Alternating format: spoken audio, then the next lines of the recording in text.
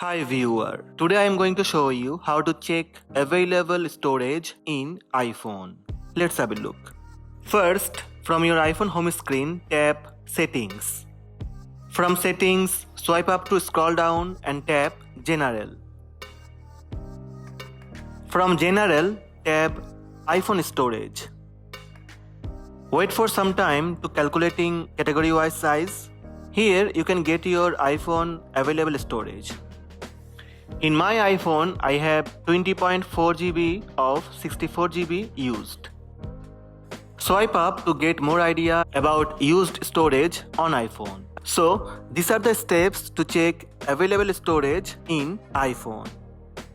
Hope this video help you. Please subscribe my channel by tap on red subscribe button. Also, tap on bell button to receive notifications about all new videos. Thank you. Thank you for watching.